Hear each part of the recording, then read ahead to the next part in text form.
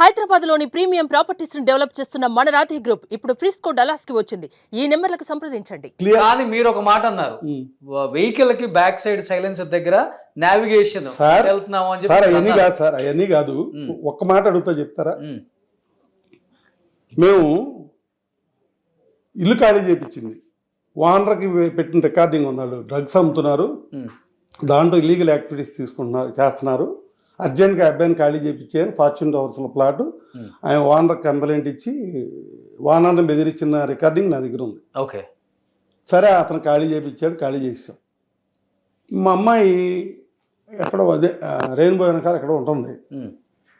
ఆ అమ్మాయి ఓనర్కి ఫోన్ చేసి ఆ అమ్మాయి వ్యభిచారం చేస్తుంది, మగవాళ్ళు వస్తారు, మగవాళ్ళతో వ్యభిచారం చేస్తుంది, డ్రగ్స్ అమ్ముద్ది, డ్రగ్స్ తీసుకుంటుంది అని చెప్పి ఓనర్ని బెదిరిస్తే ఓనర్ నా దగ్గర నేనున్నా అప్పుడు వచ్చాడు ఓనర్ గారు.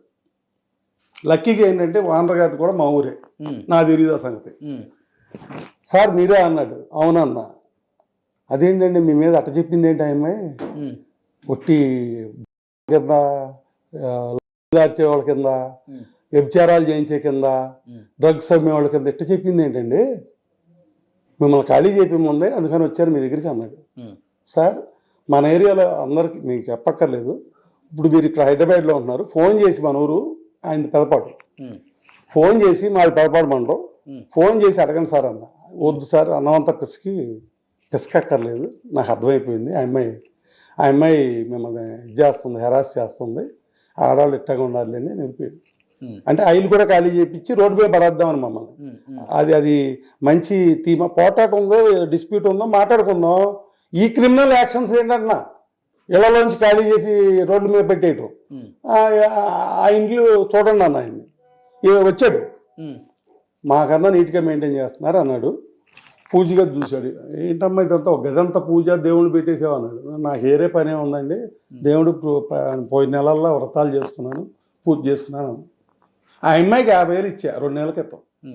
అమ్మ డబ్బులు కావాలంటే ఉన్నాయి డాడీ అని. వీళ్ళకి 50 లక్షలు ఇస్తే నెలాఖరకుండవు. వీళ్ళిద్దరికి 3 పిల్లలకి 50 లక్షలు ఇస్తే నెలాఖరకుండవు వీళ్ళ దగ్గర.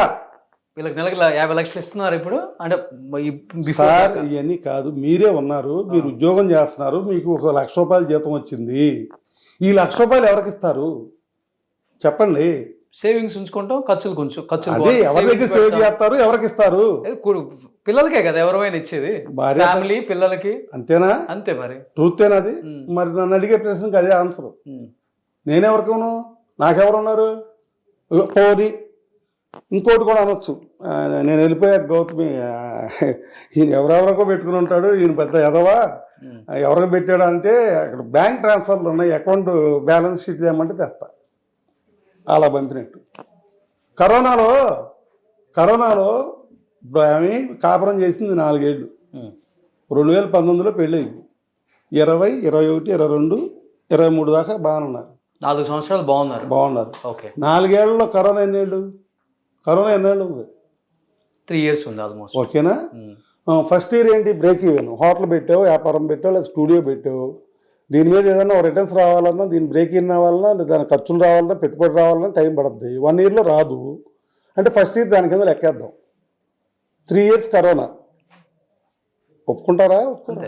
కరోనాలో హోటల్స్ లేవు. అవును. మరి ఏంటి ఆ అమ్మాయి 100 కోట్లు వచ్చినాయి, 20 కోట్లు వచ్చినాయి, 100 కోట్లు వచ్చినాయి అని చెప్పుద్ది. మీ కళ్ళ దగ్గర ఎవిడెన్స్ కరోనాలో హోటల్స్ ఏవి నడవలేదు. ఓకే, 3 ఏళ్ళు పోయింది.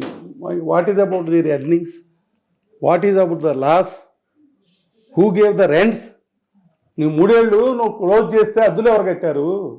నీకు ఆదాయం రాలేదు కదా, ఎక్కడి నుంచి వచ్చినాయి డబ్బులు? నేను పంపా.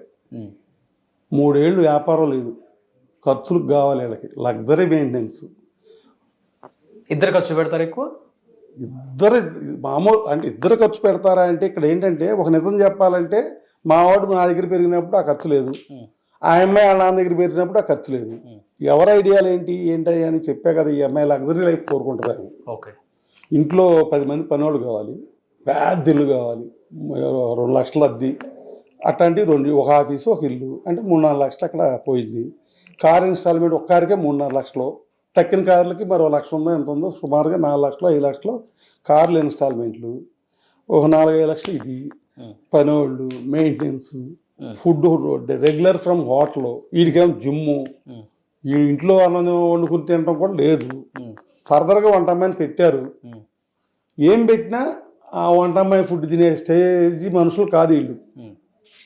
అర్థమైంది మీకు?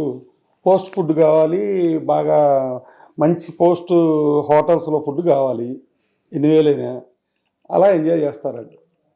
ఆ అమ్మాయి రీల్స్ చేసుకుంటుందో ఇంకోటి చేసుకుంటుందో, ఆమె పర్సనల్గా ఒక 5 లక్షలు వాడుకుంటుంది. వాళ్ళ డబ్బులే, నాయి కాదు.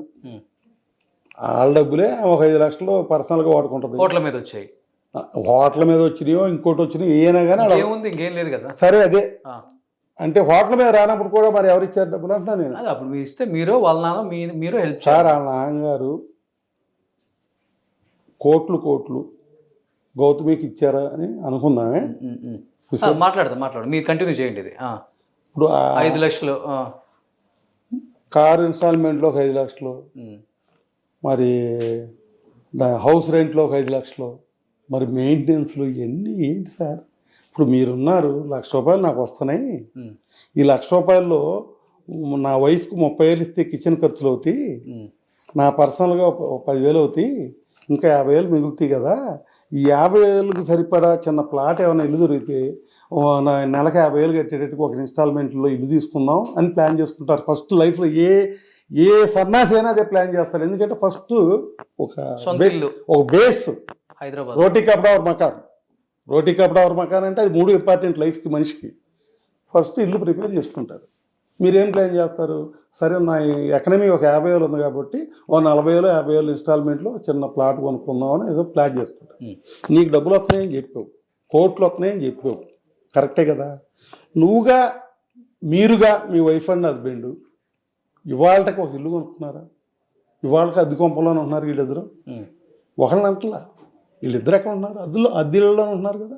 మరి నేను అంత హై ప్రొఫైల్ చెప్పావు కదా. హైదరాబాద్లోనే ఫుడ్ మీద కోట్లు వస్తాయి సార్. మీరే ఎవరు అడిగారు ఫుడ్ మీద 2 లక్షలు వస్తాయా అని. అవునండి, మీకు తెలియదు ఫుడ్ మీద కోట్లు వస్తాయని చెప్పింది అమ్మాయి. ఓకే, కోట్లు వస్తే మరి ఏది నీకు వెనకాల? నువ్వంటూ ఏమి గ్రౌండ్ ప్రిపేర్ చేసుకున్నావు? నా సంగతి వదిలేయండి, వాళ్ళ నాన్నగారి సంగతి వదిలేయండి. మేము ఇచ్చాము ఇవ్వలేదు కూడా కాసేపు పక్కన పెట్టండి. నీకు బోల్డ్ వస్తుందని ఆమె చెప్పింది కదా మీడియాలో. నేను వచ్చాక నెలకి 30 లక్షలతో 90 లక్షలు అయిపోయింది, that is my criteria, that is my ఇదని చెప్పింది కదా. మరి ఇంత వచ్చినప్పుడు నేను మాట్లాడే మాటలు సూట్ అవుతాయలేదు దానికి, ఈ చెప్పే ఇష్యూకి. ఏమన్నా కొనుక్కున్నారా? సంతోషిస్తాం కదా. మీ అబ్బాయి ఇల్లు కొనుక్కున్నారంటే మీరు సంతోషిస్తారు, మీ కోళ్ళు ఇల్లు కొనుక్కుంటే మీరు సంతోషిస్తారు. ఏమీ చేయలేదే. ఎంతసేపు ఏం చెప్తున్నావు? రెస్టారెంట్ల మీద కోట్లు వచ్చినాయని చెప్తున్నావు. అక్కడేమో ఏ ఎకనమీ లేదు. ఇంకోటి నేను చెప్పాల్సి వస్తే 3 ఏళ్ళు